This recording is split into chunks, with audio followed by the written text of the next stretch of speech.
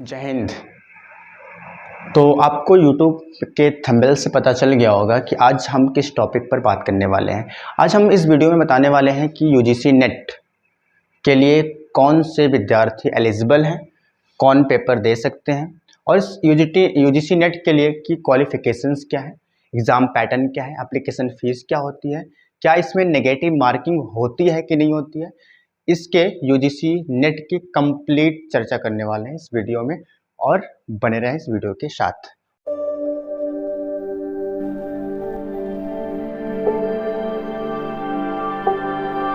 देखते हैं कि UGC नेट क्या है। क्या UGC नेट, ठीक है। UGC का जो फुल फॉर्म होता है ना, UGC का फुल फॉर्म जो होता है यूनिवर्सिटी ग्रांट कमीशन। ओके, उसके बाद नेट की बात करूं, नेशनल एलिजिबिलिटी टेस्ट, ठीक है। UGC नेट का जो पेपर होता है वो पेपर कराता कौन है? NTA। इन दोनों का पेपर कौन कराता है?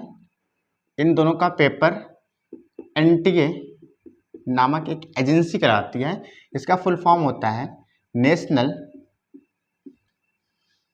Testing agency,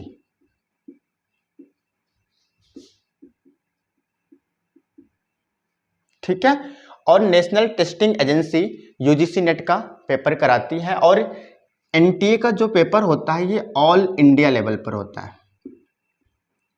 all India level पर पेपर होता है, मतलब इंडिया का कोई भी विद्यार्थी नेट के लिए एलिजिबल हो सकता है। लेकिन क्वालिफिकेशंस क्या है आगे समझते हैं। इसमें दूसरा अगर पहलू देखें तो क्वालिफिकेशंस की बात करता है।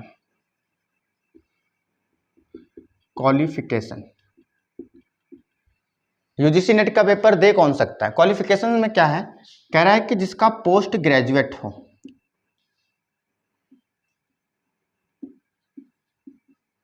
जो पोस्ट ग्रेजुएट हो, मतलब पोस्ट ग्रेजुएट मतलब जिसका मास्टर डिग्री कंप्लीट हो, ठीक है। जैसे जिसने MA कर रखा हो और जिसने MCOM कर रखा हो, जिसने MSc कर रखा हो, जिसके पास पोस्ट ग्रेजुएट की डिग्री है, मतलब जिसके पास मास्टर डिग्री है, वो क्या कर सकता है? नेट और UGC का पेपर दे सकता है, उसके लिए एलिजिबल है।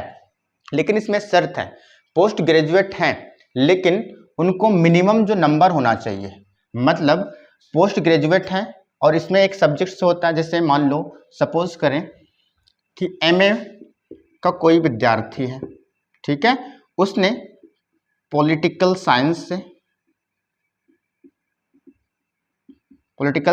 से या इंग्लिश से या उर्दू से या हिंदी से क्या कर रखे हो? MA कर रखे हो, मास्टर डिग्री इन विषयों से ले रखे हो, लेकिन उनका मिनिमम जो नंबर होना चाहिए,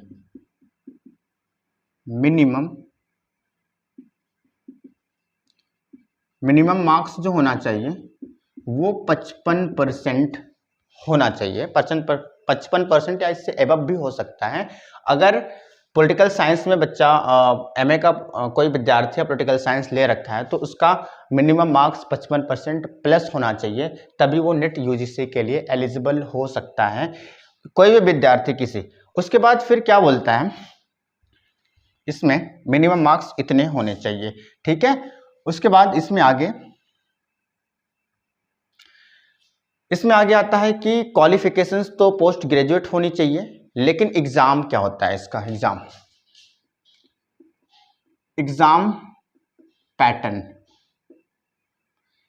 पैटर्न की बात करूं तो एग्जाम पैटर्न इसका 2 पेपर कराता है UGC। फर्स्ट पेपर और सेकंड पेपर। फर्स्ट पेपर की बात करें तो फर्स्ट पेपर में आपका मैथ्स, ठीक है, उसके बाद रीजनिंग, उसके बाद कंप्रीहेंशन वगैरह,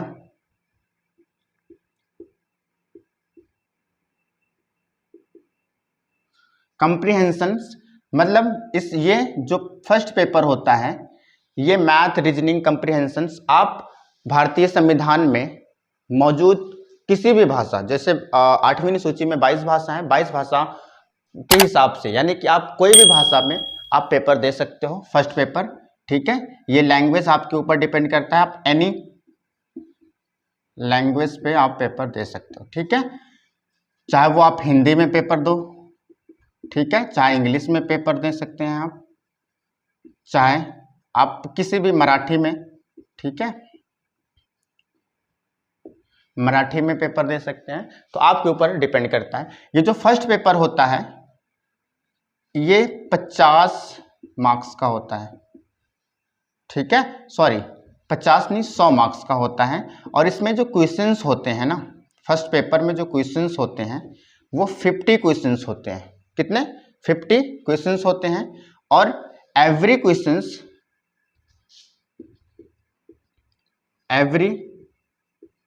क्वेश्चन जो होता है वो 2 मार्क्स का होता है, ठीक है। फर्स्ट पेपर एग्जाम पैटर्न की बात करूं तो एग्जाम 2 पेपर होता है, ठीक है, पहला पेपर और सेकंड पेपर। पहला पेपर में मैथ, कंप्रीहेंशन, रीजनिंग वगैरह वगैरह कुछ ऐसे क्वेश्चंस होते हैं। उसके बाद फर्स्ट पेपर 50 क्वेश्चंस का 50 क्वेश्चंस होते हैं, जो 50 क्वेश्चंस में पर क्वेश्चन जो होता है वो 2 मार्क्स का होता है, ठीक है। और फर्स्ट पेपर जो होता है इसका जो टाइम है, एग्जाम टाइम जो है ये 9 AM से शुरू होके 12 PM पे खत्म हो जाता है, ठीक है। एग्जाम पैटर्न में पहले पेपर की मैंने बात की, पहला पेपर 100 नंबर का होता है, 50 क्वेश्चंस पूछे जाते हैं। आप इंडिया के संविधान में मौजूद किसी भी भाषा के बेस पर आप पेपर दे सकते हैं, ठीक है। दूसरा पेपर की बात करूं तो दूसरा जो पेपर होता है paper number second. Paper second की बात करूं तो पेपर सेकंड में आपका जो पोस्ट ग्रेजुएट में आपका जो सब्जेक्ट है, जैसे कोई बच्चा पोस्ट ग्रेजुएट में हिंदी ले रखा है तो उसका पेपर होगा, ठीक है। कोई पेपर बच्चा पॉलिटिकल साइंस ले रखा है तो पॉलिटिकल साइंस का होगा, इंग्लिश ले रखा है तो इंग्लिश का पेपर होगा। तो मतलब सेकंड पेपर उसका जो पोस्ट ग्रेजुएट में MA में, MCOM में और BSc में जो उसका सब्जेक्ट, जिस सब्जेक्ट से वो पोस्ट ग्रेजुएट करता है उसी सब्जेक्ट से वो क्या करता है, नेट का सेकंड पेपर अप्लाई करता है और पेपर देता है। और रही बात इसकी, तो सेकंड पेपर जो होता है इसमें कितने 100 क्वेश्चंस होते हैं, 100 क्वेश्चंस होते हैं। और 100 क्वेश्चंस जो होते हैं इसमें एवरी क्वेश्चन जो होता है, एवरी क्वेश्चंस 2 मार्क्स का होता है, ठीक है। तो सेकंड पेपर जो होता है, सेकंड पेपर ये 200 मार्क्स का हुआ, ठीक है, 200 मार्क्स का हुआ। तो और इसका टाइम जो है ये 3 PM से शुरू होकर 6 PM पर खत्म हो जाता है, ठीक है, इतना हुआ। अब यहां पे एक बार फिर समझो, यूजीसी नेट का पेपर वो बच्चा दे सकता है जो पोस्ट ग्रेजुएट कर लिया हो और जिसका मिनिमम जो मार्क्स हो वो 55% हो, अधिकतम कितना भी हो सकता है। तो यूजीसी जो है यूनिवर्सिटी ग्रांट कमीशन, इसका फुल फॉर्म होता है। और नेट का फुल फॉर्म देखें तो नेशनल एलिजिबिलिटी टेस्ट। और ये जो पेपर यूजीसी नेट का पेपर जो कराता है, जो एजेंसी कराता है या जो बोर्ड कराता है, उसका नाम NTA है, नेशनल टेस्टिंग एजेंसी। बहुत पहले साल 2-3 साल पहले इसका जो पेपर था UPSC कराता था, लेकिन अभी नेशनल टेस्टिंग एजेंसी ने जिम्मा इसका ले लिया है। और NTA जो होता है ये ऑल इंडिया लेवल के ऊपर एग्जाम होता है, सभी बच्चे इसमें बैठते हैं, ऑल इंडिया लेवल के बच्चे बैठते हैं, ठीक है। क्वालिफिकेशंस की बात करूं तो क्वालिफिकेशन में पोस्ट ग्रेजुएट होना चाहिए, किसी भी सब्जेक्ट में आपने MA करा, MCOM करा और MSc करा तो आप नेट और यूजीसी के लिए एलिजिबल हैं, आप पेपर दे सकते हैं। ठीक है, अब जैसे मान लो सपोज आपने एमए किया पॉलिटिकल साइंस से, तो आपका मिनिमम मार्क्स 55%, जो आपका परसेंटेज बना है वो 55% होना चाहिए, उससे एबव होना चाहिए, तो आप नेट और यूजीसी के लिए एलिजिबल हो। ठीक है, उसके बाद पेपर की बात को एग्जाम पैटर्न की, तो फर्स्ट पेपर जो होता है, 2 पेपर होते हैं, फर्स्ट पेपर और सेकंड पेपर। नेट यूजीसी में 2 पेपर होते हैं, फर्स्ट पेपर और सेकंड पेपर। फर्स्ट पेपर जो होता है वो मैथ, रीजनिंग, कंप्रीहेंशन वगैरह, जैसे सीटेट और सुपरटेट में कुछ रीजनिंग और मैथ वगैरह एक्सेट्रा आते हैं, तो उस तरह ये भी कराता है। और फर्स्ट पेपर जो होता है वो 50 क्वेश्चंस होते हैं उसमें, और 50 क्वेश्चंस होते हैं। आप किसी भी लैंग्वेज में पेपर दे सकते हैं, चाहे हिंदी में, इंग्लिश में, मराठी में, जो भी जिस लैंग्वेज में चाहें आप उस लैंग्वेज में पेपर दे सकते हैं। ठीक है, 100 नंबर का मार्क्स होता है, 50 क्वेश्चंस होते हैं, और एवरी क्वेश्चन जो होता है वो 2 मार्क्स का होता है। और टाइम इसका फर्स्ट पेपर का जो टाइम होता है वो 9 AM से 12 PM तक होता है। ठीक है, अब सेकंड पेपर की बात करूं तो पोस्ट ग्रेजुएट में जो आपने सब्जेक्ट ले रखा है, जैसे आप पोस्ट ग्रेजुएट में एमए में आपने हिंदी ले रखा है तो आप हिंदी सेलेक्ट करोगे सेकंड पेपर में, आपने इंग्लिश ले रखा है तो इंग्लिश में इंग्लिश सेलेक्ट करोगे। तो जो पेपर आपका है पोस्ट ग्रेजुएट में, उस पेपर वो दूसरा पेपर होता है, उससे आप पेपर दोगे। ठीक है, तो दूसरा पेपर जो होता है उसमें 100 क्वेश्चंस होते हैं। ठीक है, एवरी क्वेश्चंस कितने के, एवरी क्वेश्चंस जो होते हैं वो 2 मार्क्स के होते हैं। इस तरह 200 मार्क्स के सेकंड पेपर जो होता है 200 मार्क्स का होता है। अच्छा, जो बच्चा जीआरएफ देना चाहता है तो उसकी एज लिमिट क्या है? क्या एज लिमिट?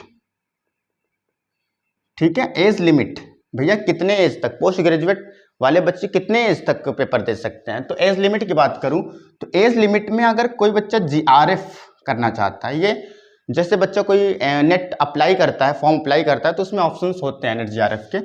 तो अगर नेट जीआरएफ अप्लाई करता है तो जीआरएफ के लिए जो मैक्सिमम एज है वो 31 ईयर है।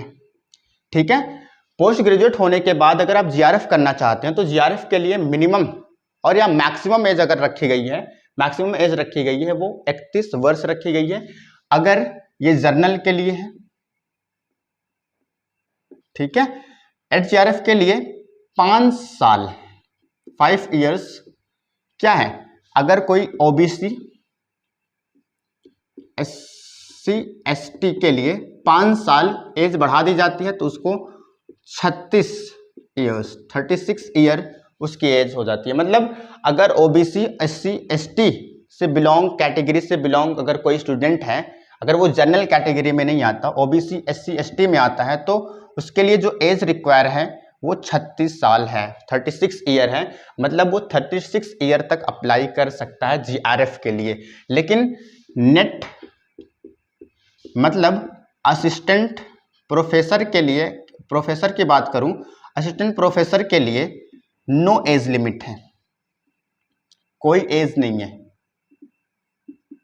अब कोई एज लिमिट नहीं है, कोई एज रिक्वायर्ड नहीं की गई है, कोई एज फिक्स नहीं किया गया है कि आप किस एज तक पेपर दे सकते हैं। असिस्टेंट प्रोफेसर के लिए कोई एज रखी नहीं गई है। ठीक है, एप्लीकेशंस की बात करूं, एप्लीकेशंस, ठीक है, एप्लीकेशन जर्नल, ये जो एग्जाम होता है, एग्जाम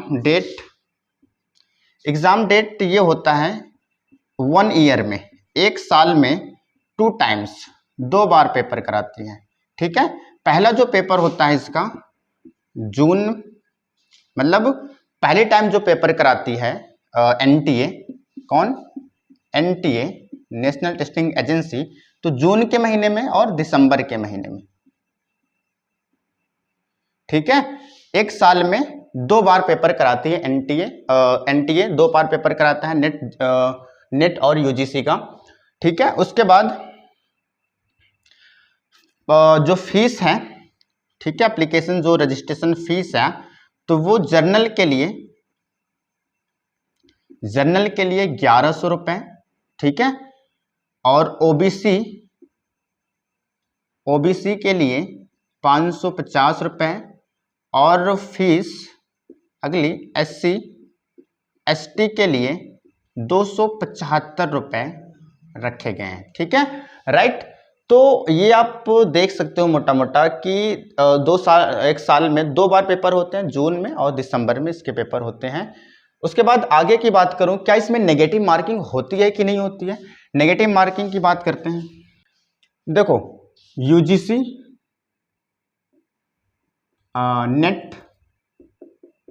नेट में का जो एग्जाम होता है, एग्जाम में नेगेटिव मार्क नहीं होता है।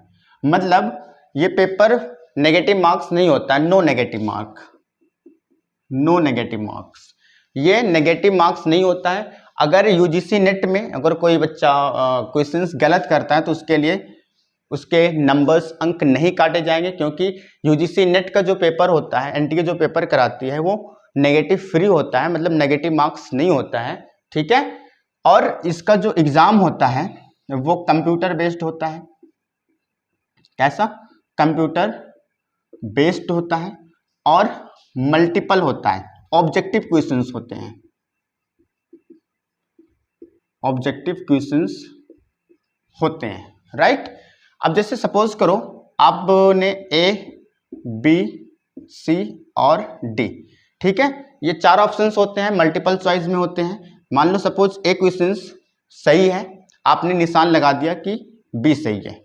ठीक है, अब बी क्या है, जब चेक हुई कॉपी तो बी गलत निकल गया और ए सही निकल गया, तो आपका यहाँ पर नंबर नहीं काटा जाएगा क्योंकि नेगेटिव मार्किंग नहीं होती है। आई होप आपको अच्छे से समझ में आया होगा कि यूजीसी नेट क्या है, जीआरएफ क्या है, ठीक है, एज लिमिट होती है कि नहीं होती, एप्लीकेशन फीस क्या होता है, ठीक है, सब कुछ डिटेल में मैंने चर्चा किया। अगर आपको सिलेबस के बारे में जानना होगा तो मैं इसके बाद एक वीडियो बना दूंगा जिसमें मैं फर्स्ट पेपर और सेकंड पेपर में पूछे क्या क्या जाते हैं, क्या सिलेबस क्या होता है, पॉलिटिकल साइंस का, हिंदी का, एक्सेट्रा। मैं एक दूसरा वीडियो अपलोड कर दूंगा, उससे आपको इन्फॉर्मेशंस मिलेगी। Thank you so much very.